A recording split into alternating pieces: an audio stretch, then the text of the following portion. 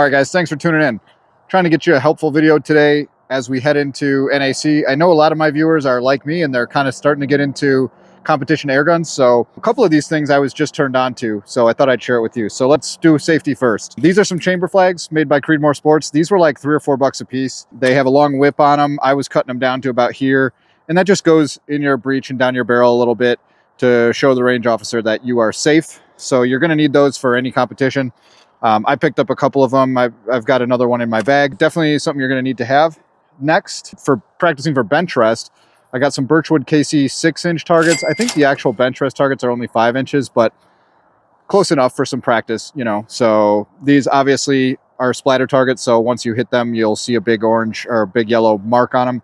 Easy to see at 100 yards even. So got some of those to practice with. I guess next we'll talk about this digital gauge. So if you are tuning your gun and you want to have something that is more accurate than an analog manual gauge, use one of these. So this one, I don't know if you can see it, I'll get a close-up, but you can see the digital readout there, and these are very accurate. Now these have 1/8 BSPP threads on them, which will fit like FX, Daystate, most air guns. I'm actually going to probably use this on my Scout, which uses 1/8 NPT threads, so I've got another adapter coming for that. I'll throw a link for that. I'll throw a link for all of this stuff in the comments so it makes it easier for you guys to find. What also is cool about this is it comes with a little black cover that goes over it once you install it, just similar to the Wicca gauges. And these are also 28 millimeters, just like the Wicca gauges. So pretty cool. I look forward to using that. Oh, also one more thing about this, it just takes a standard 2032 battery, like you probably have stacks of in your junk drawer. So that's pretty cool. And the next thing, which I thought was really cool, Tim Swan turned me onto this. He's a big time competition shooter. He's the guy that does all the barrel tuners. And this is a lab jack. And this thing only cost me like $17 shipped. And what you're going to use this for is bench rest. So you can go ahead and get your gun set up and then put your rear bag on here and then put this under your stock. And it is very easily adjustable up and down at a micro level. So you can be real precise with it. But man, for $16, no brainer. So I'll be using that at bench rest, I think. Next, let's talk about this PRS bag. It's by Tigris. And this one was only $30. And I was like, I'll give it a try. And it is pretty sweet. It's filled with something really light, like maybe styrofoam or something. So it is like super, super light. And today I was just doing PRS training all over the place here and just bracing this thing on everything. And it works this way. If you have maybe a tank trap, you could put it down that way on it.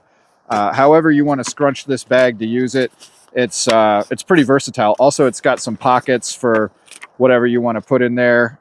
Oh, that's actually the bean pocket. Good to know. All right, so you can add more material or take some out like I just did. And it is styrofoam, and it's got some Velcro if you want to add patches or whatever. And then in that same vein, I got this big boy for only $20. Now this did come unfilled, as you can see, so I'm going to have to go and get like some rice or lentils or something and put them in there. It has a little Velcro enclosed spout that you fill it with, but basically it's going to be like a big X, and you could imagine once it's filled, it'll be quite large. So this one will be a nice thing in my arsenal to have for that PRS section. So choose between that, this. I have a small GRS FX bag, and yeah, that's going to do it. So I just wanted to share this with you guys. Just a couple of things that I picked up going into NAC. I know a lot of you guys are in the same boat, just trying to scramble for whatever might give you the edge there. But these couple of items here, I think, are going to help me out. So again, links in the comments. I do not monetize my channel at all. I refuse to. And that's because I don't want you guys sitting through commercials on my videos. So, I forego $100, $200, $300 a month by not monetizing my channel.